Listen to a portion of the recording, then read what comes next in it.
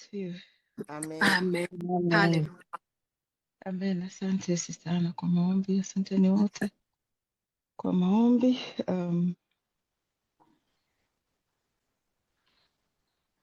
Karibuni tena katika kipindi kingine tena cha Verse by Verse, na siku ya leo tunakwenda kutafakari pamoja kitabu cha Samueli wa kwanza sura ya 14 na sura ya 13 tulidiskasi wiki mbili zilizopita kwa kufuatana. Kama utakuwa ukufanikiwa kusikiliza, ni vizuri ukaweza kuisikiliza kwa sababu itakupa mwendelezo mzuri wa tulikotokea na tuliko sasa hivi. Unaweza ukapata mafundisho kwenye YouTube channel ya Verse by Verse Swahili. Amina. Amen. Recap kidogo ya chapter 13. Tuliona Mfalme Sauli akiwachagua wapiganaji, na katika hao wapiganaji aliochagua alijigawanyia, wengine alikuwa nao yeye, wengine alipewa Jonathan ambaye ni mtoto wake. Jonathan akaenda kupiga ngome ya Wafilisti, na Wafilisti waliposikia wakajiandaa kupigana wakiwa na jeshi kubwa zaidi kuliko la lile ambalo walikuwa nalo wana wa Israeli. Tukaona wana wa Israeli wanakimbia kwa hofu kuu na kujificha sehemu mbalimbali, na tulimuona Mfalme Sauli anakuwa tested, na katika siku alizopewa kumsubiria Samueli aje, siku ya 7 alitoa sadaka ambayo alitoa bila kufuata maelekezo ya Mungu, na kwa hiyo alikuwa amemkosea Mungu. Na tukaona Mungu anasema neno kwamba ataondoa ufalme wake katika nyumba yake. Na hapo baada ya hapo tuliona Waisraeli sasa wakiwa wanakaa katika hali ya utumwa, wakiwa wanategemea Wafilisti hata kwa shughuli zao za kila siku ambazo walikuwa wanafanya kama za kulima na nini, kwa sababu ilikuwa inabidi vifaa vyao viende kunolewa na Wafilisti badala ya kuweza kufanya hizo shughuli wao wenyewe. Kwa hiyo katika hii chapter 14 na mistari ya 52, kwa hiyo nimegawa roughly kuanzia mstari wa kwanza mpaka 23, alafu 24 46 next session, alafu 47 mpaka 52. Kwa hiyo leo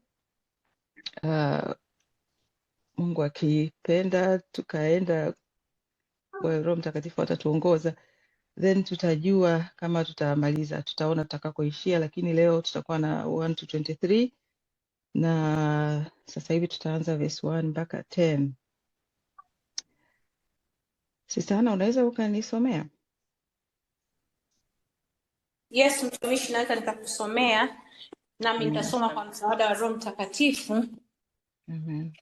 Basi ikatukia siku moja ya kwamba Yonathani mwana wa Sauli akamwambia yule kijana aliyemchukulia silaha zake, haya, na tuwavukie Wafilisti ngomeni pale ng'ambo ya pili. Walakini hakumwarifu babaye. Naye Sauli alikuwa akikaa katika upande wa mwisho wa Giba chini ya mkomamanga ulioko kwenye uga, na hao watu waliokuwa pamoja naye walipata watu 600.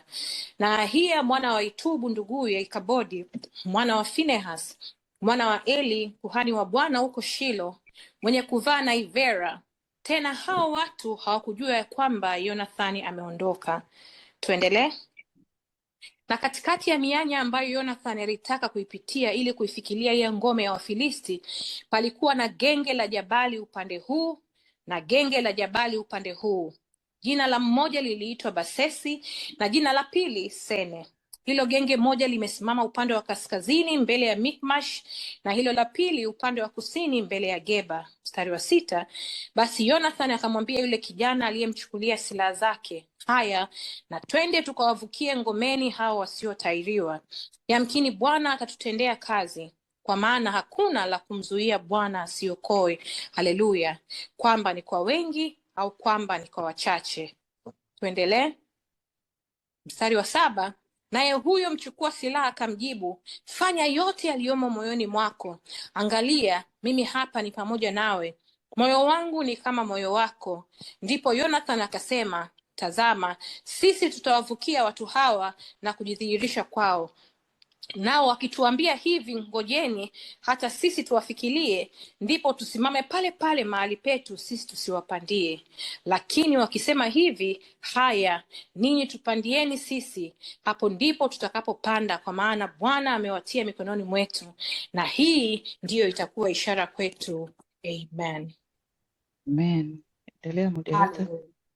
Asante sana, asante sana. Bwana Yesu asifiwe tena, watumishi wa Bwana. Kama alivyosema mwalimu wa zamu, tunajifunza Samueli wa kwanza mstari wa kwanza mpaka 23. Sasa tumeanza kusoma 1 mpaka 10. Kama ilivyo ada yetu, karibu yule aliye tayari kwa kunyosha mkono, karibu useme kile ambacho Roho wa Mungu amesema nawe. Kama ukiona mwingine amesema, basi ruhusu mwingine aweze kuendelea, ili mwalimu aweze kuachilia yale mafunuo ambayo amejiandaa kwa kipindi chote hiki. Karibuni kwa kunyosha mkono wako. Sister Pam, karibu. Asante. Bwana Yesu asifiwe sana. Amen. Sana. Mimi nitaanza na mstari wa kwanza ambao unatuonesha Jonathan hakumwambia baba yake.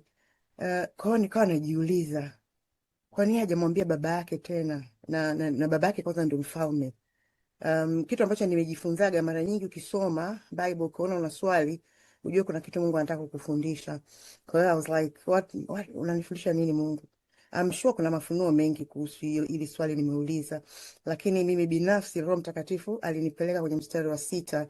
Nikaona hicho kipengele kinachosema Jonathan anamwambia ile mbeba silaha wake, Bwana atatenda kwa ajili yetu. Anasema hakuna chochote kitakachoweza kumzuia Bwana kuokoa, kwamba ni kwa wingi au uchache. Nilikuwa nasoma Biblia ya neno. So inaonyesha kuwa alikuwa anasikia, yani inaonyesha Jonathan alikuwa anasikia kutoka kwa Bwana na alikuwa na imani. Najifunza umuhimu wa personal relationship. Mimi hapa nimeona yani hapa nimeguswa na uhusiano. Yani nadhani nafundisha, unakumbusha umuhimu wa uhusiano wa binafsi na Mungu. Na kwa sababu mimi tulisoma ile, na nakumbuka chapter iliyopita ya 13, nilipata neema ya kuongoza, kwa hiyo niliweza kuelewa zaidi jinsi baba yake alivyokuwa, huyu Sauli alivyokuwa. Yani nimemwona yuko very tofauti na mtoto wake, kwa sababu baba yake, ukisoma ile chapter tuliona wote, nakumbuka alikuwa uongozi wake ulikuwa anakuwa pressure, maamuzi yake alikuwa yanatoka nje na mazingira. Nakumbuka alikuwa anaona mara watu wataondoka, mpaka aka make decision ambao hakutakiwa kufanye. Kwa mfano mara alisema aliona watu wanakimbia, aliona adui wanakuja, na ndio maana aka make a decision. Sio kwamba Bwana ameniambia, hapana, lakini huyu anaonekana kama anapata maelekezo. Kwa hiyo anasema hakuna chochote kitakachoweza kumzuia Bwana, anaamini. Kwa hiyo ukiwa una uhusiano wa karibu, ninachojifunza kwamba atakupa maelekezo yako mwenyewe. Hata kama una baba, una kiongozi wa juu yako.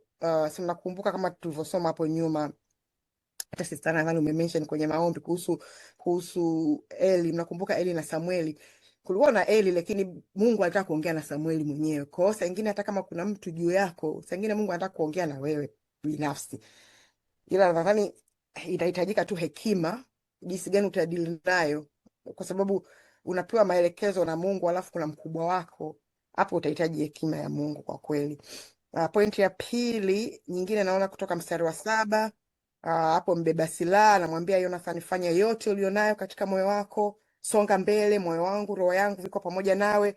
Nikakumbusha tu Mathayo 18:19, wawili wenu watakapokubaliana duniani katika jambo lolote, wataliomba, watafanyiwa na Baba yangu aliye mbinguni. Kwa hiyo umuhimu huo. Amen. Niwaachie na wengine wachangie. Haleluya, barikiwa sana mtumishi wa Mungu. Tumsema kuhusu kuwa na uhusiano binafsi na Mungu. Basi tumkaribishe Sister Rebecca and then Sister Victoria. Karibuni watumishi wa Mungu. Amen. Bwana Yesu asifiwe. Amen. Amen. Amen. Mimi nakubaliana na wewe Sister Pamela hapo juu ulipozungumzia. Kingine ambacho nimekiona ni hapa ambapo alikuwa anazungumzia kwamba watu hawakujua ya kwamba Jonathan ameondoka. Unajua mara nyingine especially tunapokuwa na vita vya kiroho katika maisha yetu, tunapenda kila mtu ajue, kila mtu afahamu, lakini hujui nani yuko upande upi. Na saa nyingine vita vyetu vinafanyika vinakuwa vigumu sana, kwa sababu tunapenda either twende na watu wengine watusapoti, au watu wengine wajue niko kwenye vita, lakini kumbe kwa kufanya vile tunaweza tukaongeza ugumu au urefu wa vita ambavyo tunaiendea mbele. Kwa hiyo tunamwona Jonathan aliondoka bila watu kujua. Alafu hapo kuna sehemu nyingine inasema akapita katikati ya mianya. Unaona, nakumbuka Yesu kuna wakati walitaka kumuua, akapita katikati yao. Kwa hiyo mara nyingine tukiona tumezungukwa, huyu anasema upande huu palikuwa na manini mpaka wanawaita jina baya, anasema magenge upande wa kulia, upande wa kushoto, lakini Mungu akatengeneza njia hapo hapo akaweza kupita. Na ukienda kuangalia huo mstari wa wa 6 ambao Sister Pamela ameuzungumzia, unaona kwa nini hakuogopa kupita katikati ya magenge mawili, kwa sababu hapa ndio anasema haya, na twende tukawavukie ngomeni hao wasiotahiriwa. Ni muhimu kujua identity yako na identity ya adui yako. Anajijua mimi ni mtahiriwa, wale si watahiriwa. Unapojua identity yako unakuwa na confidence na Mungu, na unapojua identity ya adui kwamba huyu hajatahiriwa kama mimi, huyu hana Mungu niliye naye mimi, huyu hana uwezo nilionao mimi, unaweza ukaenda mbele. Lakini the moment you don't know who you are and you don't know kwamba adui yako ameshawekwa miguuni pako, utasita. Ya mwisho ni hiyo ya kufanya mchukua silaha akamjibu fanya yote yaliyomo moyoni mwako. Mimi naangalia kwa upande mwingine, naongezea tu kwamba mimi hapa ni pamoja nawe. Ni muhimu katika maisha kuwa na watu au Mungu kutupa watu ambao wako pamoja na sisi. Kama huyu mpiga silaha, fikiria huyu alibeba silaha kama angekuwa kinyume cha Jonathan. Kwa na hata sisi maombi yetu tunatakiwa kila siku tuombe, hata kwenye nini, kuanzia kwenye familia. Angalia baba na mama wote mkiwa upande mmoja, angalia familia ikiwa upande mmoja, angalia kwenye huduma yako ukiwa na mtu yuko upande naye mmoja, inakuwa vita ambavyo tunaviendea mbele vinakuwa vinapigwa kiurahisi zaidi. Mungu atusaidie, amen. Haleluya, barikiwa Prof. Know your identity in Christ. Karibu Sister Victoria. Asante sana moderator, naona pointi zangu zimeongelewa. Asante. Haleluya, Mungu akubariki sana, akubariki sana. Karibuni, kama kuna mwingine yoyote mwenye nyongeza, going once, going twice. Kama kuna yoyote mwenye nyongeza kabla sijamkaribisha mwalimu. Okay, basi Sister Belinda, over to you. Amina. Bwana Yesu asifiwe sana. Asanteni Amen. sana kwa michango, nimeendelea kujifunza pia kupitia nyie. Amina. Na mimi nitashare kile ambacho nimejifunza wakati naandaa hii chapter. Nitaka tu tukumbuke kutokana na tulikotoka mwanzoni ambako chapter 13. Mtakumbuka dada Pamela alituonyesha ramani moja hivi. So tulipo sasa hivi, hawa watu walikuwa hapa, I'm not sure if you can see my cursor, walikuwa wako hii sehemu nimeihighlight hapa. Na wakati wanamalizia, baada ya kuwa wengine wamejificha, wengine wameenda kujificha wapi na wapi. Yeah, kwa hiyo wakati baada ya kuwa wameshajificha wengine na wamebaki 600 waliokuwa wamehesabiwa, wale wana wa Israeli walikuja wamejificha, wamekaa hapa Gibea, wakati tunaambiwa jeshi la Wafilisti lienda kukaa Mikmash. Kwa hiyo you can see kulikuwa kuna kama valley fulani, lakini hii sehemu pia ni sehemu ambayo ina milima mingi ambayo ni sharp, ndio inayoitwa magenge. So katika mstari wa kwanza ambacho nimejifunza, wakati naanza kusoma huu mstari, kama Sister Pam alivyokuwa amesema yeye kwa upande wake, na mimi wakati naanza kusoma mara ya kwanza nikasema huyu kijana mpaka anafanya haya mambo yote bila kumshirikisha baba yake na nini, nikawa nina perspective tofauti. Alafu nilivyoendelea kusoma baadaye, ndio Mungu akawa ananifunulia haya mambo mengine ya habari ya kunyamaza. Huyu Jonathan tunaambiwa kwamba hakumwarifu baba yake kabisa. Na kitu ambacho kikubwa Mungu alikuwa anasema na mimi hapa ni kwamba kuna wakati kwa kila jambo. Mhubiri 3:1-5 inasema kwa kila jambo kuna majira yake na wakati kwa kila kusudi chini ya mbingu. Kuna wakati, mstari wa 5b inasema wakati wa kunyamaza na wakati wa kunena.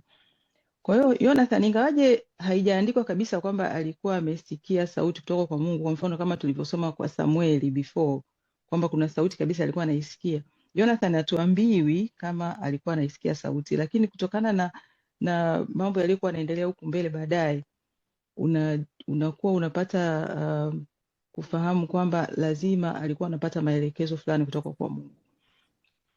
Kwa hiyo alikuwa amenyamaza, hakumwambia baba yake, ina maana hakumwambia mtu mwingine, yote walikuwa ni wao wawili tu ambao wanafahamu.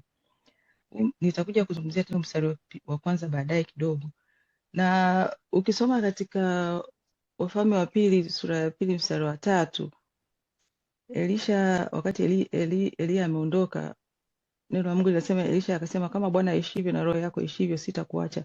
Basi wakashuka mpaka Betheli. Basi wana wa manabii waliokuwa Betheli wakatoka kuonana na Elisha, wakamwambia, je, unajua ya kuwa Bwana atamuondoa bwana wako leo, asiwe mkubwa wako? Akasema, naam, najua, nyamazeni. Kwa hiyo alikuwa anawaambia wale watu ambao walikuwa wanafikiri kwamba yeye hajui, lakini kwa sababu na wenyewe wanajua, lakini alikuwa anawasisitiza kwamba wanyamaze. Sio kitu kilichokuwa kinatakiwa kuwa shared. Ukisoma kwenye Luka 9:36, na sauti hiyo ilipokwisha, Yesu alionekana yu peke yake, nao wakanyamaza, wasitangaze kwa mtu siku zile lolote katika hayo walioyaona. Ni wakati wa ule wa Transfiguration. Walinyamaza, hawakushare na mtu mwingine yoyote. Of course it was just for a short period of time, kwa sababu kama tunazijua sasa hivi hizi habari, na maana baadaye walikuja kushare, lakini hawakutakiwa kushare kwa wakati ule kama ambavyo tunaona Jonathan alifanya. Sasa kwa nini tunyamaze? Kunyamaza mainly ni kwa sababu kwanza inawezekana muda wa Mungu kwa ajili ya hilo jambo haujafika. Tunaona hii hata katika aliyokuwa anafanya Bwana Yesu mwenyewe. Mathayo 16:20 ndipo alipowakataza sana wanafunzi wake wasimwambie mtu yoyote ya kwamba yeye ndiye Kristo. Wakati ule Petro alivyokuwa amesema wewe ndiye Kristo, akawaambia wanyamaze, kwa sababu it was not yet the time kwa watu kufahamu kwamba yeye ni Kristo. Na kwenye Marko 5:43 tunaona alikuwa anawaonya tena wasitoe habari wakati ametoka kumfufua yule binti Yairo. Aliingia na watu wachache tu ndani, na hata baada ya kuwa amemfufua akawaambia wasiwaambie watu, aliwaonya watu wengine wasijue ile habari. Ni kwa sababu sometimes muda unakuwa haujafika. Nilikusanya hizi chache ambazo nilikuwa nasukuma kuzizungumzia kutokana na hii ambayo tunasoma hapa. Muda kama haujafika wa kile kitu ambacho Mungu anakuwa amekikusudia, then ukipewa neema ya kujua, ni vyema ukanyamaza. Sababu nyingine ya kunyamaza ni ili usiharibu mpango wa Mungu, kwa sababu maneno yako yanaweza yakawa yanaongea contrary to kile ambacho Mungu anakuwa amesema na wewe. Tuliona hii katika kwa Zakaria. Zakaria baada ya kudoubt kwamba yeye anaweza akapata mtoto katika uzee wake, malaika alimwambia, natazama utakuwa bubu, usiweze kusema mpaka siku ile atakapotukia hayo. Tunaona alikuja kuongea wakati mtoto amezaliwa, sasa anakuja kutaja lile jina. Kwa hiyo hakupata muda wa kuongea na kuweza kuongea negatively kuhusu kile ambacho yeye alikuwa hajakiamini moyoni mwake. Lakini pia kunyamaza ni weapon, if I may call it like that, ya kutompa mwovu nafasi. Tunaona hapa Jonathan hamwambii baba yake, lakini ukija kusoma baadaye kwenye Samuel wa kwanza chapter 19, tunaona pia Jonathan alikuwa anajua Daudi alikokuwa amejificha wakati Sauli anataka kumuua, lakini alikuwa hasemi kwa sababu alikuwa hataki, kwa sababu alikuwa anajua babake anataka kumuua David. Kwa hiyo ina maana angetamka yuko wapi, ina maana Daudi angeuawa. Lakini pia tunaona hii katika wale mamajusi waliokwenda kumwangalia Yesu. Mungu Biblia inasema kwamba walitokewa na malaika wakaambiwa wasipite tena kwenye ile njia, wasirudi kwa Herode, waende kwa njia nyingine. Kwa hiyo maana wangekuwa wamekaidi wakataka kuongea, wangerudi kwa Herode, and then I don't know story ingekuwa imeshiaje by now. Na kitu kingine kikubwa ambacho tena na Sister Pam pia umekitaja kutoka kwenye Mathayo 18:19, unaweza ukashare kitu na mtu wakati kumbe yeye haamini kile ambacho wewe umeambiwa.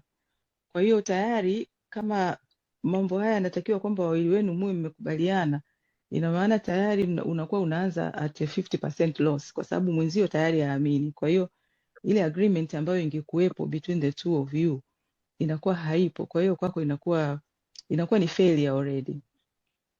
Kwa Mungu atusaidie kuweza kujua ni wakati gani wa kuongea, wakati gani wa kunyamaza. Ninajua mara nyingi sometimes mtu anaweza kukuta anakuwa yuko overwhelmed na kitu, alafu anajikuta ameshare wakati kumbe hakutakiwa kukishare.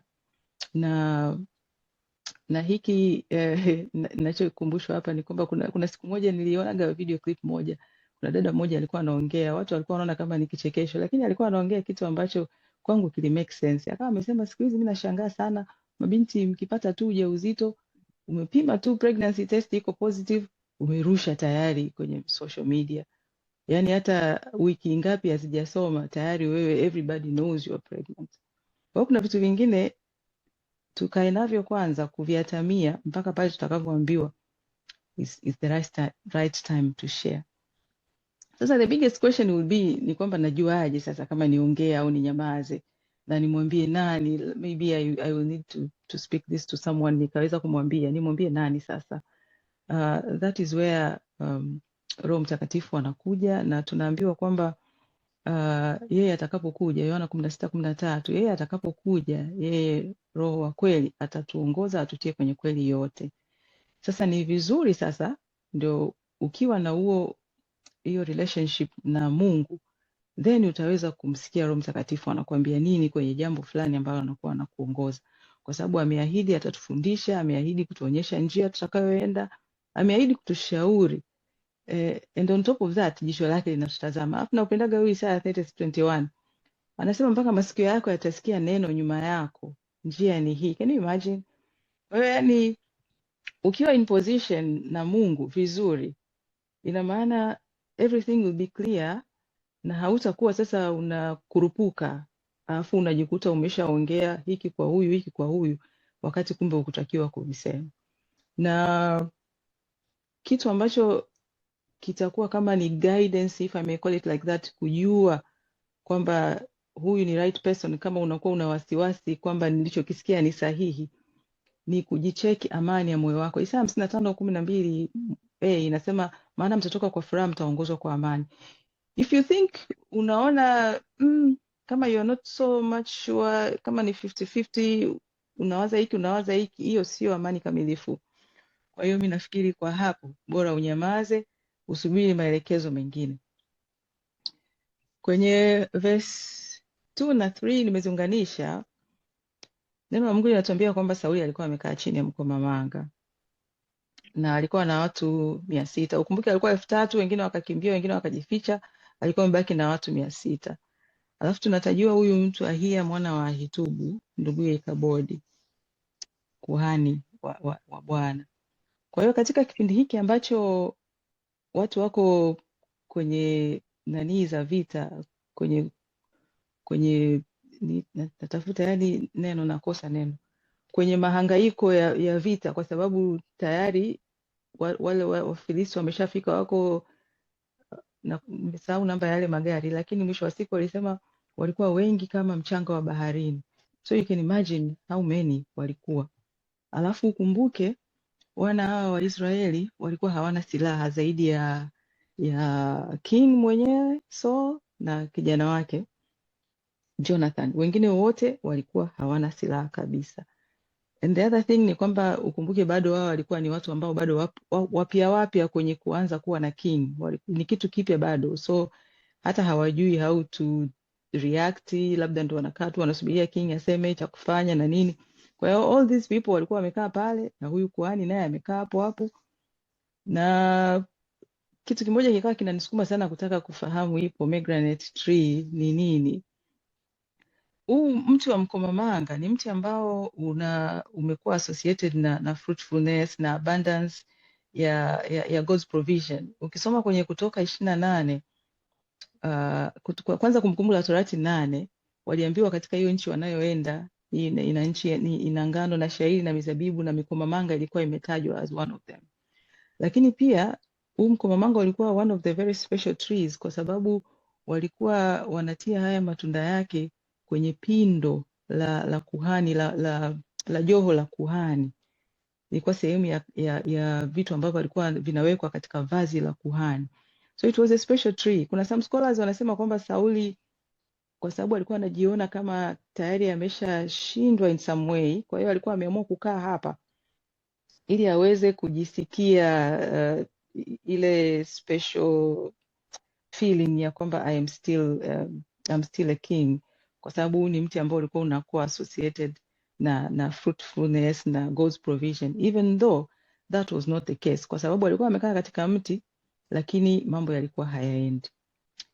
Na alikuwa amekaa na huyu Ahia mwana wa Ahitubu. Biblia inatuambia kwamba alikuwa amefaa na Ivera. Nafikiri mnamkumbuka Ikabodi, tulimsoma kwenye chapter 4. Wakati wana wa Eli na Eli mwenyewe wamefariki, huyu mtoto ndo alikuwa anazaliwa. Kwa hiyo tunaambiwa kama huyu ni nduguye Ikabodi, ina maana huyu alikuwa ni kaka kwa Ikabodi mwana wa Ahitubu, kwa sababu bado ni mwana wa Phineas, and we remember kwamba Phineas alifariki pale. Kwa hiyo maana huyu alikuwa amezaliwa before that. Na tunaambiwa kwamba alikuwa ni kuhani wa Shilo, alikuwa anavaa na Ivera. Na Ivera ni vazi ambalo Mungu alikuwa amewaambia hawa watu walitengeneze kwa ajili ya Haruni. Kwenye Kutoka 28 na wasema nawe utawaambia, nasoma tu mstari wa 3 na 12, you can read 3 to 30. Nasema nawe utawaambia watu wote wenye moyo wa hekima niliowajaza na roho ya hekima wamfanyie Haruni mavazi ili kumtakasa anitumikie katika kazi ya ukuhani. Na mavazi watakayoyafanya ni haya: kifuko cha kifuani na naivera. And then nasema na joho na hivyo vitu vingine ambavyo wakavielezea. Alafu ikasema mavazi matakatifu ili anitumikie katika kazi ya ukuhani. Tunakumbuka kwamba Haruni alikuwa ni kuhani mkuu. Kwa hiyo naivera ilikuwa ni vest ambayo alikuwa anavaa kuhani mkuu. Kwa hiyo maana Sauli pale katika ule mkomamanga aliyokuwa amekaa pale chini alikuwa yuko na kuhani mkuu. Lakini kuhani mkuu huyu hakuwa katika nafasi yake properly, if I may call it like that. Na ukumbuke hata kwenye chapter 13 hatukumuona kabisa, kwa sababu kule alikuwa anasubiriwa kuja kutoa sadaka alikuwa ni Samueli. Huyu kuhani mkuu hakutajwa kabisa.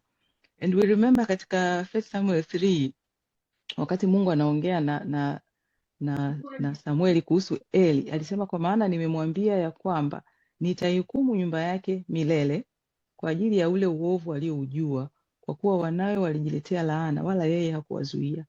Na kwa hiyo nimeapa juu ya nyumba ya Eli ya kwamba uovu wa nyumba ya Eli hautasafika kwa dhabihu wala kwa sadaka hata milele.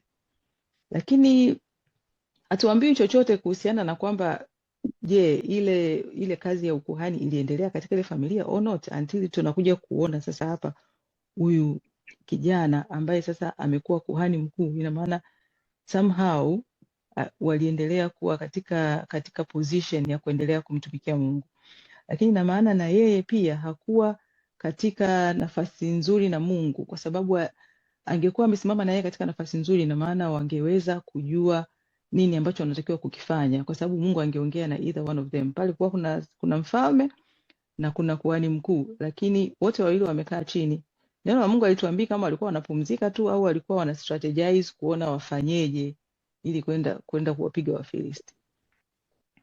Na swali nilikuwa najiuliza kwamba hawa watu je, walikuwa wanataka kujua Mungu anasema nini about this, au walikuwa wamekaa tu na story nyingine zilikuwa zinaendelea? I think not, kwa sababu tukija kusoma kule mbele tunaona sasa baadaye ndo wanakuja kuanza kutafuta sanduku la agano liko wapi, waanze kumuuliza Mungu. Na katika wamekaa hapo hawakujua hata kwamba Jonathan ameondoka, which I expected, kwa sababu Jonathan ndo ambaye alifanya mashambulizi kwenye ngome ya Wafilisti.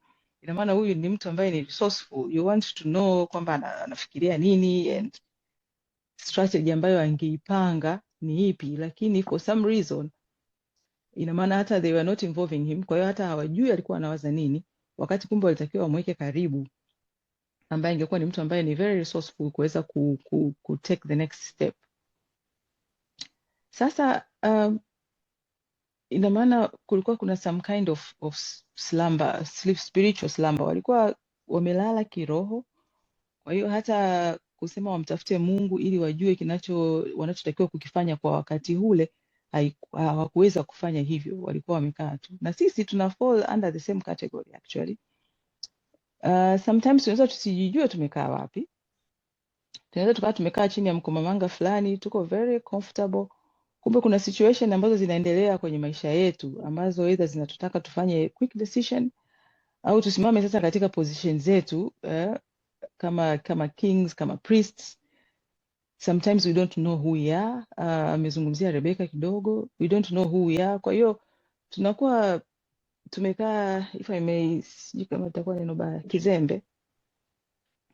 Tunakuwa tumekaa kizembe. Kwa hiyo hatujui, hatutafuti uongozi wa Mungu, hatujui kinachoendelea, kwa sababu Jonathan ameondoka, nobody knows. Hatujui kinachoendelea.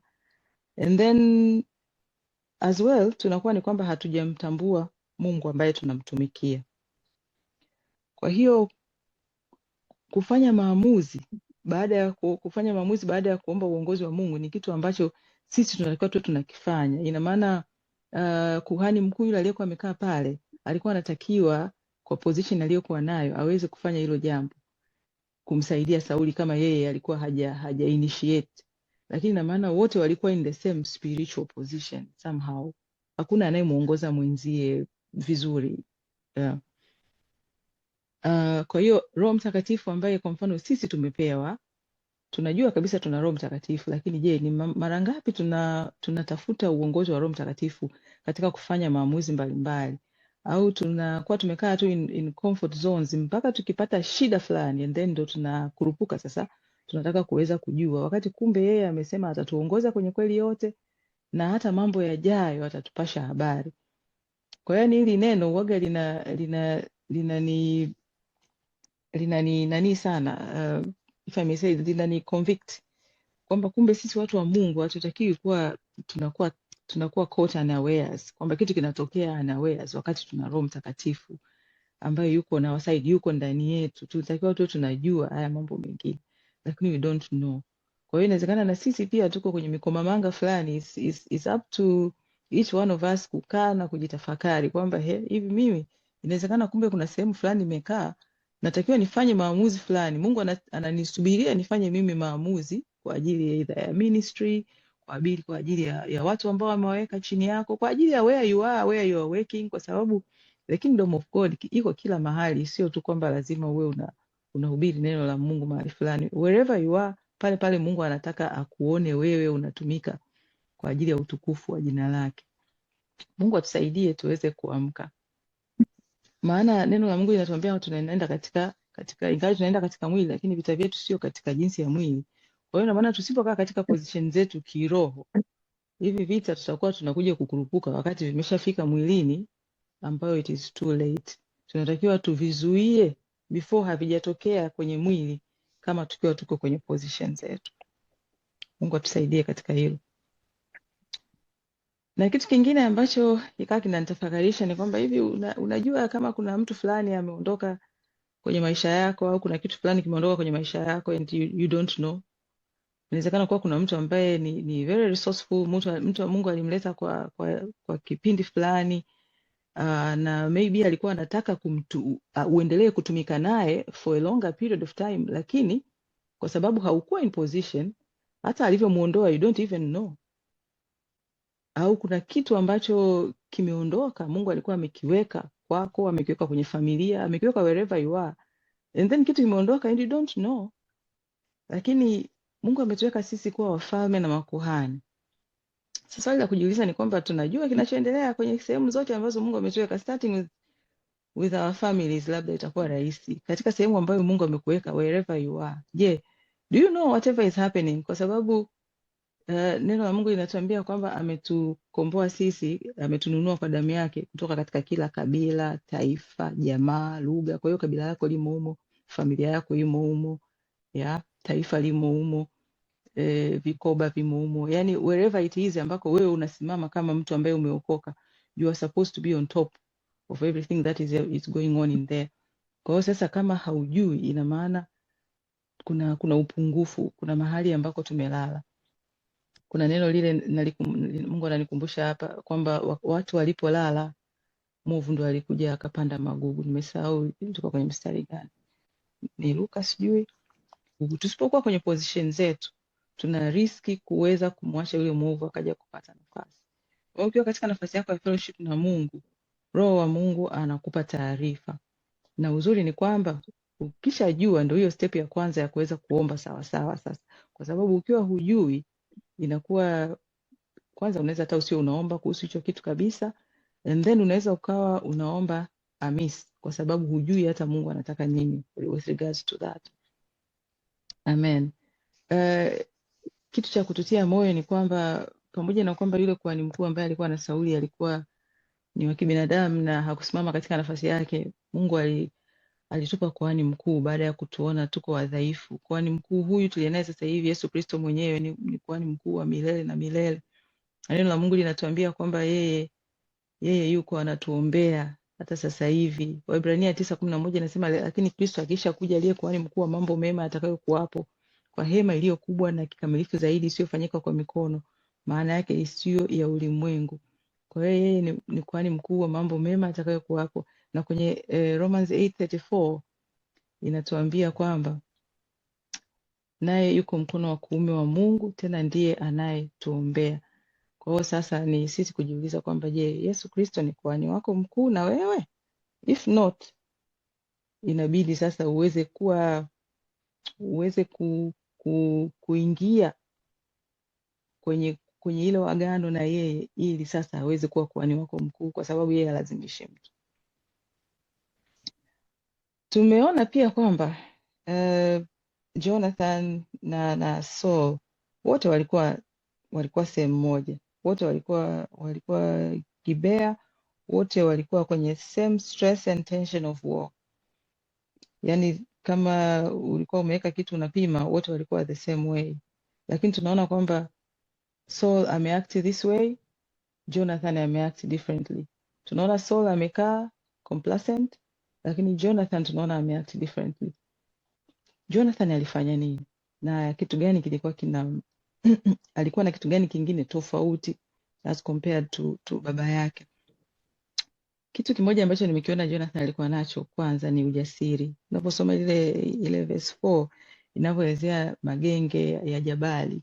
Magenge ya Jabali ni kitu ambacho kiko very sharp, afu kimekaa vibaya. Hii picha hapa ni picha ya ukweli kabisa ya hiyo sehemu ambayo hao watu walipigana. Jonathan na huyu mtu walikuwa wanatakiwa, yani walikuwa kwa chini ya hizi sehemu mbili, moja upande huu moja upande huu, walikuwa wanakwea kutoka chini kupanda juu. So you can imagine how hard this place could be. Siku hizi watu wanatengeneza makamba yale, wanarusha sijui na vitu gani, inaenda inashika kule juu, mtu anapanda na kamba easily. Lakini hawa watu walitakiwa kukwea peke yao. Na ukumbuke by the time anaanza kufanya hii decision, sio kwamba anaenda akijijua kwamba nina an army kubwa na anajua ukubwa wa Philistine army, lakini bado Mungu alimpa huo ujasiri mkubwa wa kuweza kusema ataenda yeye na yule mshika silaha wake tu. Why? Ina maana kuna spirit ambayo Jonathan alikuwa nayo, which did not have fear in it. 2 Timothy 1:7 inatuambia God did not give us a spirit of fear. Ina maana Roho wa Mungu alikuwa ndani ya Jonathan, ambaye sasa ndo akawa amempa huu ujasiri, akawa hana huo uoga. Kitu kingine ambacho Jonathan anacho ni imani ambayo hayumbi kabisa. Tunaona kwamba anamwambia yule kijana, yamkini Bwana atatutendea kazi, kwa maana hakuna la kumzuia Bwana asiokoe. Kwamba ni kwa wengi au kwamba ni kwa wachache. Kwa hiyo Jonathan alikuwa anamjua Mungu vizuri, na anajua kwamba hakuna kitu cha kumzuia Mungu. Either niko peke yangu, niko na wewe, au tuko wote 600. Lakini Mungu kama anataka kutuokoa atatuokoa. Kama hataki kutuokoa in this scenario, basi hatatuokoa. Lakini anasema mimi ninachojua Bwana atatutendea kazi, kwa maana hakuna la kumzuia Bwana. Kwa hiyo anamjua Mungu ambaye hashindwi na kitu chochote. Mungu ambaye ni mkubwa kuliko anything else that you can think of. Matatizo yote ambayo unaweza ukafikiri yanamsumbua mwanadamu, anamjua Mungu wake yuko above that. Kwa hiyo alikuwa anaenda with that courage ya kwamba Mungu wangu ninayemjua, he can do this. Na alitake a step of faith kwa sababu ameondoka akiwa yuko yeye tu ndo ana hizo silaha mbili, basi watu wengine amewacha kule, so you don't know whether they will come or not. Alafu silaha tunaambiwa alikuwa nazo ni yeye peke yake, kwa hiyo ina maana hata yule mwingine alikuwa hana silaha za kusema zinawatosheleza wote wawili vizuri, ina maana ni za kwake peke yake. Waebrania 11:1 inatuambia basi imani ni kuwa na hakika ya mambo yatarajiwayo, ni bayana ya mambo yasiyoonekana. Jonathan aliona ushindi even before hajatoka kule chini akaanza kukwea, kwa sababu tayari ndani yake ule ushindi ulikuwa umeshaumbika. Alikuwa ameshaiona ile hakika ya ushindi kutokana na Mungu ambaye alikuwa anamjua. Sasa hiyo inakujaje? Inakuja kutokana na kuwa na personal relationship. Na personal relationship. And then kuweza kujua ukuu wa Mungu, either kutokana na mambo ambayo Mungu ametutendea sisi wenyewe au mambo ambayo Mungu ameyatenda kwa watu wengine, na mengine ambayo Mungu tunasoma habari zake kwenye Biblia, na ndio maana Biblia ikawepo ili na sisi wengine ambao hatukuwepo enzi hizo tuweze kujifunza na kufahamu ukuu wa Mungu wetu. Kwenye Samueli wa kwanza 1:23-16 tunamuona Jonathan mwana wa Sauli anainuka anamwendea Daudi huko Horesh, anamtia nguvu mkono wake katika Mungu. Huu mstari ukaniambia mimi, ingawaje sehemu nyingine hakuna sehemu ambako specifically inasema kwamba Mungu alisema na Jonathan akamwambia hivi, lakini huu mstari ukanionyesha kwamba Jonathan alikuwa na personal relationship na Mungu, na ndio maana alikuwa ameweza kutoka akaenda kumtia nguvu Daudi katika Mungu. Otherwise asingeweza kumtia nguvu Daudi katika Mungu kama yeye mwenyewe hamjui huyo Mungu wala hana personal relationship na Mungu. Kwa sasa swali ambayo ndio nikaa nasema la kujiuliza sisi wenyewe, tunamjua Mungu ambaye kwamba hakuna linaloweza kumshinda? Kwa sababu oftentimes tunamjua Mungu na we can be talking, tunasoma, tunasema wewe ni mkuu sana, wewe ni hivi na hivi, tunazijua sifa zake nyingi labda kutoka kwenye Biblia, lakini je, tunalijua hili ndani ya mioyo yetu kwamba hakuna kitu ambacho kinanisumbua mimi ambacho kinamshinda Mungu, whether amenifanyia au hajanifanyia, lakini I know that I know that I know. Yani hauna tashwishwi kwamba yani huyu Mungu kutokana na hili tatizo inawezekana haliwezi, inawezekana nini, yani hauhusiani na condition yako wewe uko kwenye condition gani. Huyu ndio Mungu ambaye tunataka tujue kwamba yani you cannot measure him with anything, na akabaki kuwa yuko kule juu siku zote, hata kama unapitia kwenye nini ukawa unatambua I know you can do it, lakini hujakifanya kwangu kwa sasa hivi, sijui kwa nini, lakini I know you can do it.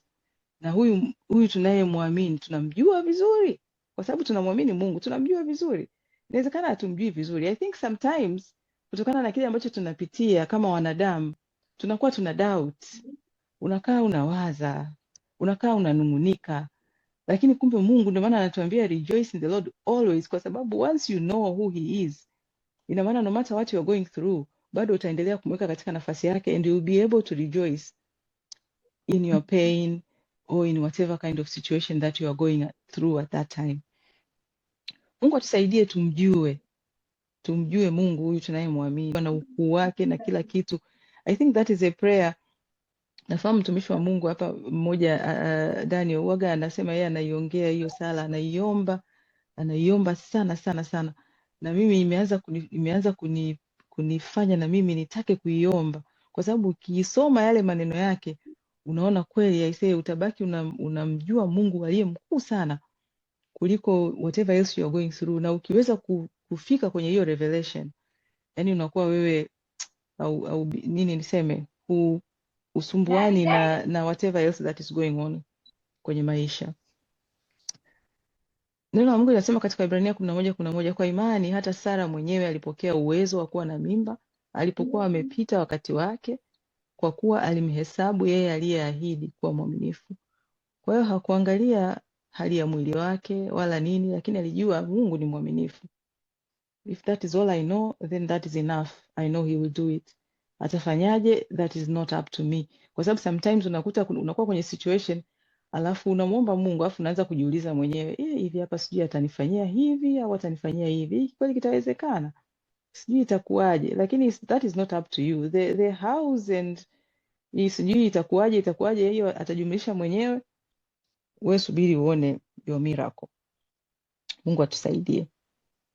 Waebrania 10:23 inasema namlishike sana ungamo la tumaini letu lisigeuke, maana yeye aliyeahidi ni mwaminifu. Kumbe hata katika imani yetu tusipoangalia maungamo yetu yanaweza yakageuka kama tusipoishika tumaini letu vizuri. Lakini kumbe sababu ya kuweza kushika ungamo la tumaini letu lisigeuke ni kwa sababu aliyeahidi ni mwaminifu. And that is how we are assured of our salvation, kwa sababu tunajua ametuahidi kwamba come that day yeye ndo atakayesimama pale kusema, na huyu naye nilimuokoa na damu yangu, na yule pale, na Belinda na Pamela na Ana, everybody else sawa na majina yenu, in the mighty name of Jesus, amen.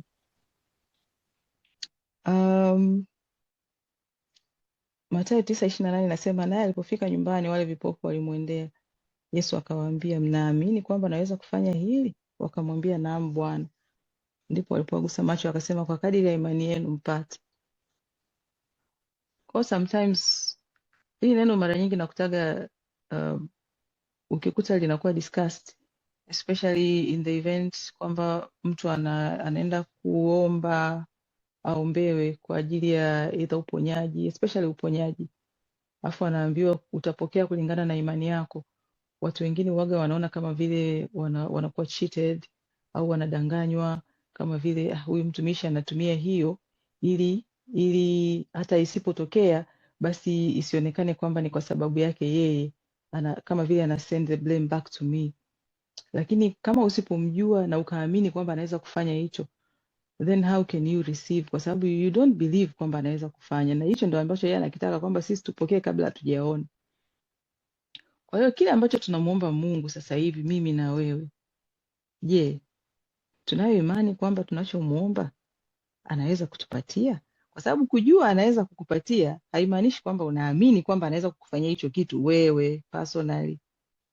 Kwa unaweza ukawa unaomba kitu fulani alafu umeona Mungu anakifanya kwa watu, umeona watu wanashuhudia labda, lakini hujakiamini ndani yako. Kwa hiyo once you come to that place ya kujua kwamba he can do this, hata kama hajanifanyia mimi bado sijakiona, but I know he can do it. Nafikiri that is where you reach a place ambayo sasa Mungu anasema okay, kwa kadri ya imani yako sasa upate. Kwa sababu if you don't believe, hata nisipokupa kwako inakuwa sawa. Actually unaweza hata usirudi ukasema Mungu bado nilikuwa naomba, kwa sababu nawe unakuwa kama una give up kwamba I think hata Mungu ili aliwezi.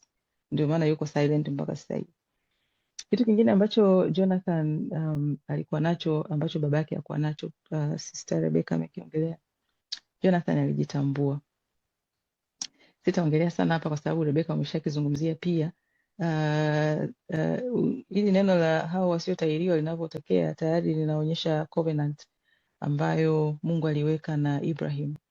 Ukisoma Mwanzo chapter 12, chapters 15, 17 utapata the big picture ya covenant ambayo Mungu aliweka na Ibrahim.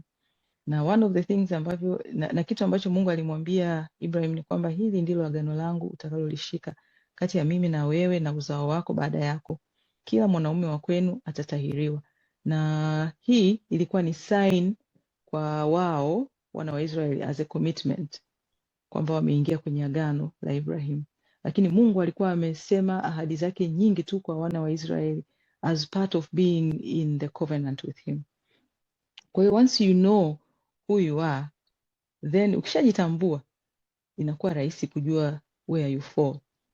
Jonathan alijitambua, alijijua yuko chini ya agano, alijua Wafilisti hawajatahiriwa, hawako chini ya agano kama ambalo wao wanao.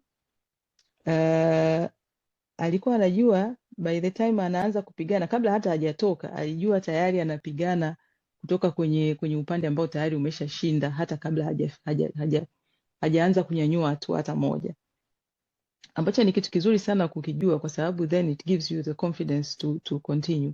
Otherwise unakuwa umekaa na wewe kama vile mtu mwingine ambaye hayuko kwenye winning side, wakati Jesus is a winner man. Sasa sisi ambao tuko ndani ya Kristo tunatambua nafasi zetu ndani ya Kristo, au tunaimba tu tumeokoka, tumeokolewa kwa neema? Yes. Baada ya hapo tunaendelea kuishi maisha kama kawaida. Sisi tumerithi agano sawa na ahadi ambayo hawa watu walipewa. Kwa hiyo ile ahadi ambayo ilikuwa inampa kifua Jonathan ndio ahadi na ambayo na sisi tunayo, kwa sababu Wagalatia 3:9 inasema kama ninyi ni wa Kristo basi mmekuwa uzao wa Ibrahimu na warithi sawasawa na ahadi. Na ukumbuke mtu anaweza akasema mbona sisi sijui hatujatahiriwa sijui vitu gani. Baadaye huko haya yote alikuja yakaondoka. Neno la Mungu linasema kutahiriwa si kitu na kutahiriwa si kitu, bali kuzihifadhi amri za Mungu. And the other thing katika kujitambua kwetu sisi ni kwamba sisi tuko ndani ya agano lililo bora zaidi kuliko ile ambalo lilikuwepo before. Waebrania 7:22 inatuambia basi kwa kadri hii Yesu amekuwa mdhamini wa agano lililo bora zaidi. Kwa hiyo Yesu ambaye ni advocate wetu ametupa agano ambalo ni bora kuliko lile la Ibrahimu.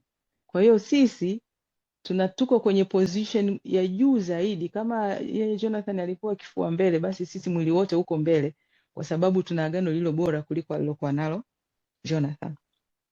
And another thing ya sisi kujitambua, sisi tumeketi pamoja na Kristo. Tumeketi pamoja na Kristo wapi? Neno la Mungu linatuambia kwanza katika Waefeso 2:6, akatufufua pamoja naye akatuketisha pamoja naye katika ulimwengu wa roho katika Kristo Yesu. Yesu ameketi wapi? Waefeso 1:20-21 inasema hivi, aliyotenda, kuna sentensi ilikuwa inaanza hapo, aliyotenda katika Kristo alipomfufua katika wafu, akamweka mkono wake wa kuume katika ulimwengu wa roho, juu sana kuliko ufalme wote, kuliko mamlaka, kuliko nguvu, kuliko usultani na kila jina linalotajwa, wala si katika ulimwengu huu tu, bali katika ule ujao pia. Kwa hiyo we are seated with him. Juu ya vitu hivi vyote tumekaa pamoja na Kristo katika ulimwengu wa roho. Ukumbuke kushindana kwetu sisi sio juu ya damu na nyama. Kwa hiyo kama hatushindani juu ya damu na nyama, tunashindana na silaha zetu tunaambiwa zina uwezo katika Mungu hata kuweza kushinda haya mambo yote. Ina maana if we know where we are, ina maana kama wewe umeketi pamoja na Kristo huko juu sana namna hiyo, juu ya vitu vyote hivi, ina maana kuna vitu ambavyo automatically havitatusumbua because we know who we are and we know the authority that we have katika Kristo. Neno la Mungu linatuambia sisi ni zaidi ya washindi. Kwa hiyo kama Jonathan alikuwa anaona ushindi, sisi ambao tuko kwenye agano lililo bora zaidi tunatakiwa tuone ushindi zaidi ya ule ambao Jonathan alikuwa ameuona kwenye scenario yake. Hivi tungeweza kwenda kweli? Najaribu kuwaza hapa kwamba ndo tungekuwa tuko sisi pale, sasa wale watu mchanga wa bahari wako kule, alafu sasa hivi tunatakiwa tutoke. Are we ready to go? Kwa sababu in the spirit world tunatakiwa tutoke. Hatuoni kwa macho, lakini haimaanishi kwamba hakuna spiritual warfare. Zipo zinaendelea. Are we fighting? Au tumekaa tunasubiri tuone kwanza kwa macho?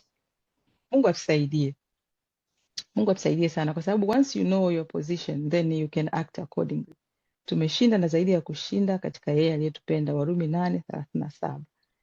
Hiyo ni ahadi ambayo tumeshapewa.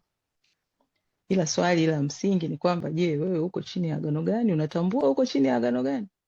Uko chini ya agano lipi? Kwa sababu hiyo ndio itakayo kukupa kifua cha kujua sasa kwamba je, mimi niko kwenye ile agano lililo bora zaidi au bado. Mungu huaga anakumbuka maagano yake. Mungu anashika maagano. Ukisoma hizi habari za wana wa Israeli mpaka Mungu akasikia kilio chao, ni kwa sababu Mungu alikumbuka agano alilokuwa amelifanya na Ibrahimu, akaenda kuwatoa kwenye shida waliokuwa nayo. Kwa hiyo sisi wote tunaambiwa tumefanya dhambi na tumepungukiwa na utukufu wa Mungu, lakini tunahesabiwa haki bure kwa neema yake kwa njia ya ukombozi ulio katika Kristo Yesu. Kwa hiyo hii inayotupa sisi kukaa katika Kristo kwenye agano lake ni kumkiri kwamba yeye Kristo Yesu ni mwana wa Mungu aliyekuja katika mwili, akaja akalipa deni la dhambi yetu, akalipa deni la dhambi yetu. Sisi tumehesabiwa haki bure kwa damu yake iliyomwagika pale msalabani. Ukikiri na kuamini kwamba Kristo Mungu alimfufua kutoka katika wafu, unakuwa umeokoka, unakuwa umeingia katika agano hili ambalo ni bora zaidi kuliko maagano yote yaliyowahi kufanyika huko before, ambako ni salama zaidi kuliko anywhere else that you can be. Kwa hiyo ndugu yangu ambaye either unajijua kwamba siko ndani ya hili agano au hauna uhakika, karibu kuongea na viongozi ili waweze kukuelewesha zaidi na kukusaidia what is the next step to take. Kwenye verse 1, 6 na 7 nimezicombine. Nimezicombine kwa sababu nilikuwa nataka kuongelea kitu hicho kimoja. Tunaona huyu mtu ambaye kijana ambaye alikuwa anamchukulia silaha zake. Anamwambia huyu kijana ambaye anamchukulia silaha zake. Yule kijana anamjibu kwa kumtia moyo, and then neno la Mungu linasema naye mchukua silaha akamjibu, fanya yote aliyo moyoni mwako, angalia mimi hapa ni pamoja nawe, moyo wangu ni kama wako. When I started to read this mara kwanza, nikawa nimefikiria ni kama destiny helper ambaye amekuja kwa Jonathan kwa wakati huu kumsaidia kwa ajili ya kazi aliyokuwa nayo. Nilipokuwa naendelea kutafakari, nikagundua kwamba hawa watu walikuwa na position moja ambayo ni kubwa sana. Yani sio, yes, ni destiny helper, ana fall under that category, lakini kazi waliokuwa wanafanya hawa watu ilikuwa ni kubwa sana. Ukumbuke Jonathan amemtrust huyu mtu kuliko hata baba yake mzazi. Kwa hiyo na maana ni watu ambao spiritually sijui niseme wako inclined, wako sijui kwenye same spiritual level, if I may call it like that. Na ndio maana akaweza kumtrust kuliko hata baba yake, asimwambie baba yake kitu chochote. Armor bearers in English wanaitwa armor bearers. Ile neno la mshika silaha za fulani naona linakuwa refu. Nitakuwa nasema armor bearer. Hao armor bearers walikuwa ni vijana wanaobeba silaha za viongozi wao, ambao walikuwa wana shield kubwa sana. Ukumbuke wakati walikuwa wanapigana na mikuki na mapanga na nini, kwa hiyo walikuwa wanatakiwa uwe na kitu cha kukuzuia, ili unapokuja let's say mkuki au nini, unaweza ukakiweka mbele yako hivi and then ikagonga pale ukawa uko safe. Lakini pia walikuwa wanaweza kucarry some other weapons, na walikuwa mara nyingi wako na wafalme na wapiganaji wakubwa. Tunaona katika Samueli wa kwanza, Daudi alikuwaga armor bearer wa Saul wakati Daudi anaanza tu kufika kwake, na baadaye tunaona kwamba Sauli wakati anakufa, yule mchukua silaha wa Sauli naye akajiua pale pale. You can see that kind of loyalty, yeah?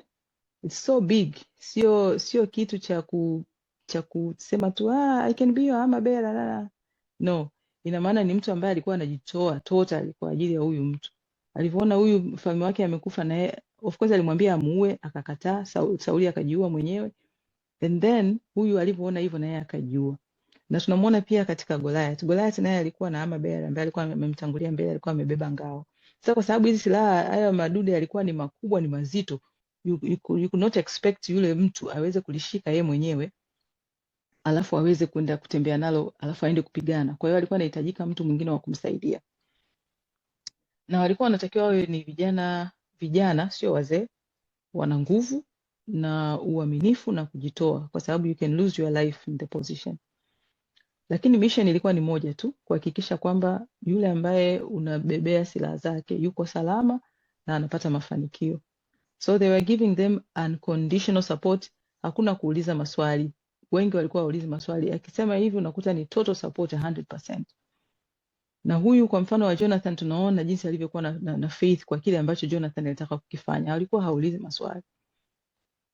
The same thing mstari tena unakuja hapo kwamba wawili wanapokuwa wamepatana then inakuwa rahisi tu act. Sitaongelea sana kwa sababu nilishausema. So in today's church I was trying to find armor bearers. Kuna armor bearers, nika find out kwamba wapo, kuna baadhi ya makanisa ambayo yanaoa watu wanaitwa armor bearers, lakini siku hizi hawabebi silaha. Wanakuwa ni kama personal assistants, either wa pastor or some minister, wanakuwa wanambebea vitu. like various personal things, lakini pia wanakaa kwa ajili ya kuomba kwa ajili yao, ni one of the things they are supposed to do, lakini pia kutoa administrative support ili sasa huyu mtumishi aweze kupata muda mzuri wa kumtumikia Mungu akiwa hana madistraction mengi, kwa sababu kuna mtu ana take care some other stuff. Lakini pia wanasema ni vizuri akiwa spiritually mature, ili sasa mtumishi badala ya kusimama kwenye kile ambacho Mungu anataka afanye kwa wakati huo, aanze tena kumtumikia huyu mtu mwingine, kwa sababu yeye mwenyewe hayuko spiritually mature. Kwa hiyo they were required to be spiritually mature sasa hivi. Even though ni controversial bado, kwa sababu kuna baadhi ya makanisa wanasema hii sio huduma ambayo iko katika Agano Jipya. Kwa hiyo kuna wengine wanafanya, wengine hawafanyi, kila mtu ambavyo anajiona anahitaji msaada. If I am to give an opinion, kwa kweli I would say it depends, kwa sababu mtu pia akiwa na majukumu mengi sana ni ngumu pia kuweza kuconcentrate kwenye mambo mengine. Akiwa na msaada, however you might decide to call it, either utaita ni assistant pastor, utaita mabera, utaita nini, lakini ni mtu ambaye anamsaidia huyu mtu ili mwisho wa siku yeye aweze kuconcentrate kwenye kile ambacho Mungu amemuitia wakati haya mambo mengine yanaendelea. Kila mtu anahitaji spiritual armor bearer. Nimemuita spiritual armor bearer nikimaanisha mtu ambaye atakuombea kwa uaminifu, atakubeba kwenye maombi, sio kupeana story, nitakuombea, tuko pamoja, alafu kumbe hauko pamoja. Baada ya hapo ameshasahau. Lakini mtu ambaye kweli atakubeba, ukimpa jambo lako anaweza akasahau la kwake akaanza na la kwako. Hawa watu wapo. Anaweza anakuweka wewe kwanza, ni wa kwanza kuliko hata kabla yeye hajaongea chochote. Mtu ambaye anaweza kukuencourage kwenye ministry yako, as long as anajua unachokifanya ni for the kingdom of God, au kukuencourage kwenye kitu unachokuwa unakipitia wakati huo, au maybe you are planning to do. Maana unaweza ukamshirikisha mtu jambo kwamba Mungu amesema na mimi katika kitu hiki, badala ya kukuencourage na kusema go ahead, mimi nitakuombea behind you na kusimamisha katika prayer. Sasa yeye ndo anakuwa wa kwanza kuanza kukucrash. Utaweza hivi na hivi, umemsikia Mungu vizuri. Kwa hiyo anakurudisha nyuma, alafu unakuwa sasa uwezi kuendelea. Kama hata Mungu alikwambia, unaweza sasa na wewe ukishaanza kusikia maneno unaanza kurudi nyuma. Lakini huyu mtu anatakiwa kusimama na wewe, no questions asked, as long as anajua ana support kingdom of God through you. Your ways might not be the ways ambazo yeye anazitumia, lakini as long as ni kupush the kingdom of God forward, huyu mtu yuko tayari kusimama na wewe kwenye maombi, kwa sababu akijua kabisa kwamba Mungu can effect anything in prayer. Kwa hiyo kama anafikiria vitu vingine, hiki inawezekana ikawa hivi, basi bado ana nafasi ya kwenda kwa Mungu akamwambia Mungu, fanya hiki kwa huyu ili matokeo yaweze kuwa mazuri zaidi, badala ya kuanza kukucrash. Mungu anatuambia kwamba tuombeane sisi kwa sisi kwenye Yakobo 5:16, anatuambia tuchukuliane mizigo kwenye Waefeso 6:2, anatukumbusha tena katika Waefeso 6:8 tuombee watakatifu wote. Yaani Mungu atusaidie kuweza kusimama na kuwaombea wengine. Mara nyingi watu tunakuwa tuko very selfish. Ukisogea unajikumbuka tu ni mimi, utaanza wewe, utakuja watoto, utakuja mume wako, ukikumbuka mwingine labda somebody ambao ni wa kwako, yani somebody wangu, somebody yangu, somebody changu, hivyo yani waga mara nyingi tunazunguka hapo. Lakini kutoka kuomba kwa ajili ya watu wengine unakuta sometimes we don't do, lakini Mungu anatukumbusha kwamba tuombee wengine. Sasa ama bearers pia sio kwamba kwa sababu unaye sasa hivi basi ndo kila siku huyo. Sometimes Mungu anaweza akakupa just for a season or just for an assignment. Ikimalizika anampa kazi nyingine, wewe anakuletea mtu mwingine, mmemalizana. Kwa hiyo ni kuweza pia kukaa katika nafasi nzuri ya kuweza kujitambua, ili kama ni muda ambao Mungu anakuambia now this season na kuletea fulani mtu mwingine ambaye ataomba kwa ajili yako, then uwe tayari, usikae unangangania yule just because umemzoea au nini. Na kuna some of them you will not even know they exist. People will be praying for you behind the scenes, they don't even tell you anything. Musa katika Kutoka 17:11-13 Sister Belinda, dakika moja Mm. naona watu wanatoka na tumefika saa 1 na dakika 2, labda niombe Okay. watu kidogo, tuvumilie kidogo. And how long do you want to finish? Ili niombe yes. I think kwa sababu bado sana, maybe nimalizie hii tu ya mpaka 10 alafu I will continue next week. Yes, how long do you want how long do you want ili niweze kuomba watu wasubiri kidogo? Nafikiri mpaka na dakika 10 should be done. Sawa. Basi naomba tuvumilie kidogo mpaka na dakika 10, watumishi msitoke, ili mtumishi aweze kuachilia kile ambacho Roho wa Bwana amekiweka ndani yake. Karibu mtumishi. Amen. Asante. Kwa hiyo katika Kutoka 17 tunaona jinsi ambavyo Musa alikuwa anatakiwa kunyanyua mikono ili waweze kushinda kwenye vita. Tunaona Haruni na Huri wamekuja wamekaa pale, walikaa muda mrefu ili kuhakikisha hiyo mikono imekaa juu ili waweze tu kushinda vita. And remember, if mikono hii ingeshuka, ina maana waliokuwa wanauawa ni watu wao. Kwa hiyo the failure ya Musa kunyanyua mikono ilikuwa ni failure for everybody else, sio tu kwamba ni kwa Musa peke yake. Kwa hiyo sometimes it is good to know wapi ambako Mungu anatutaka. Kwanza, do you have an armor bearer? If you don't have an armor bearer, muombe Mungu akuinulie mtu ambaye atakuwa anaomba kwa ajili yako. You can ask God. Lakini pia inawezekana Mungu anakutaka wewe uwe armor bearer for somebody else. Do you know kwamba Mungu anakuita kuwa armor bearer kwa ajili ya mtu fulani, kwa ajili ya nani? Ukikaa ukajisikiliza vizuri, kama Mungu anataka ufanye hicho kitu, utasikia anakuambia you need to be praying for somebody. Kwa hiyo tuombe kwamba sisi tuweze kupata mtu wa namna hiyo, kwa sababu kila mtu anahitaji mtu wa kuomba pamoja naye, kuomba kwa ajili yake. Lakini pia na sisi tusio tu tunataka tu kuombewa. Je, is there someone ambayo God is calling you to be an armor bearer for? Amen. Nafikiri ni anyway, kwenye verse 8 na 10 nilichokiona pale ni ile imani kubwa sana ya Jonathan, as I said before, ambayo imetokana na mahusiano na Mungu na alimjua vizuri Mungu, lakini there was that total surrender. Totally he was surrendered, akimwamini Mungu, kwa sababu ukiangalia katika zile option alizokuwa amezitoa kwamba wakijibu hivi tutajua tumeshinda, wakijibu hivi tutajua tumeshindwa. Lakini whatever it is, yeye alikuwa anajua kwamba hakuna ambalo linamshinda Mungu.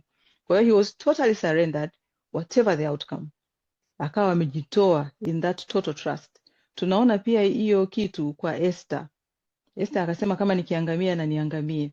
Lakini alikuwa amejitoa kwamba mimi nitatoka nitaenda kwa mfalme. Tukaiona pia kwa Daniel. Shadrach, Meshach na Abednego. Wakasema sisi hatutabao kwenye hiyo sanamu. Whether huyu Mungu atakuja kutuokoa au hata kuja kutuokoa, lakini sisi hatutakaa tuiabudu sanamu. Kwa hiyo that position of total surrender ndio nilikuwa naiona hapo, ambao sasa sisi tunatakiwa tuwe nayo. Have we surrendered fully to the Lord? Ni swali ambalo tunatakiwa tujiulize. Mara nyingi unakuta tumesurrender kitu fulani, vingine hatutaki Mungu aguse. Yaani nimesurrender kwa Mungu hiki, lakini don't touch my finances. Nimesurrender hiki hapa, but don't touch my car. Yani don't touch my house. Kuna vitu ambavyo sometimes unaweza ukafikiri kama they are too far fetched kwa Mungu kukwambia ukitoe, lakini God can ask you to do that. Kwamba toa kitu fulani peleka kule, na wewe ndio ulikuwa unakiangalia hivi macho yamekutoka. Will you be able to? Kwamba kweli nitamtoa. Tukumbuke like position aliyokuwa nayo Ibrahim, anaambiwa atoe mtoto wake wa pekee. That kind of total surrender ndio ambayo ninaiona kwenye moyo wa huyu kijana. Mungu atusaidie na sisi kuwa fully surrendered to the Lord, kwa maana tunapookoka tunatakiwa tuwe kwenye hiyo position. Lakini oftentimes tunakuwa tuko mguu mmoja ndani, mguu mmoja nje, kama vile tunataka vyote na hatuamini kwamba nikimpa anaweza akanipa kingine kikubwa zaidi, better zaidi. Yeah. Lakini Mungu atusaidie tuweze kusurrender fully to the Lord. Amen. Basi kwa leo ngoja niishi hapo, afu tutaendelea chapter 11, verse 11 next week. Haleluya, haleluya.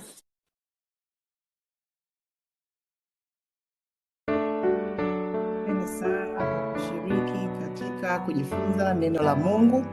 Mpendwa, kama utapenda kumpokea Yesu awe Bwana na Mwokozi wa maisha yako, na kukaribisha uombe sala ifuatayo. Baba wa mbinguni, asante kwa upendo wako na rehema zako, na kujia katika jina la Yesu Kristo. Nakiri kuwa mimi ni mwenye dhambi na naomba msamaha wako. Ninaamini kuwa Yesu Kristo alikufa kwa ajili ya dhambi zangu na akafufuka ili nipate uzima wa milele. Namkubali Yesu Kristo kuwa Bwana na Mwokozi wa maisha yangu. Ingia moyoni mwangu na unifanye upya. Nisaidie kufuate siku zote za maisha yangu. Asante kwa kunipa wokovu kwa neema. Amina.